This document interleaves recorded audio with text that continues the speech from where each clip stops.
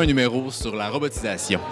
Bien, ça fait des mois maintenant, ou même quelques années, qu'on parle de pénurie de main-d'œuvre. Et c'est certain que la robotisation, c'est une réponse à la pénurie de main-d'œuvre.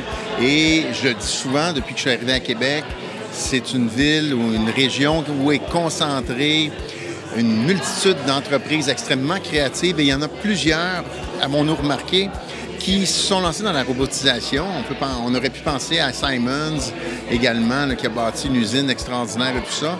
Alors, on a décidé de faire un numéro vraiment là-dessus et de mettre en lumière les entreprises de Québec qui ont trouvé comme solution à la pénurie de main-d'œuvre la robotisation. Bien, écoute, c'est la voie de l'avenir, hein? Puis en pleine pénurie de main-d'œuvre, les intervenants à qui on a parlé nous ont tous dit que c'est une solution pour régler ce problème-là. Il n'y a peut-être pas assez d'entreprises encore au Québec qui se robotisent, malheureusement. C'est ce qu'on a constaté. Mais on voulait en parler parce qu'on sait que toutes les entreprises s'en vont vers là. C'est un milieu fascinant aussi.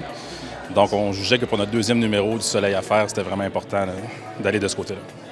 Pantera Dental, on est une usine 4.0, donc la 4e révolution. Là, dans le nouveau magazine Les Affaires du Soleil, vous parlez de la robotisation, qui s'adonne être la 3e révolution, qu'on utilise des robots, les ordinateurs pour fabriquer des pièces. Nous, chez Pantera, on a décidé d'être un petit peu plus à l'avance. On a introduit la 4e révolution. C'est qu'à toute la robotisation, on va rajouter 3 points majeurs. On va rajouter de l'impression 3D pour venir fabriquer nos pièces. Après ça, on va venir utiliser l'intelligence artificielle, donc il va venir contrôler nos robots, nos logiciels afin de faire des produits encore de meilleure qualité plus rapidement. Et finalement, on va avoir l'interconnectivité des machines. Donc, en plus d'avoir des robots qui vont travailler sur nos machines, les machines vont communiquer entre elles pour pouvoir avoir une meilleure gestion de production, une meilleure réduction de perte des coûts et améliorer finalement la totalité des produits et de la productivité.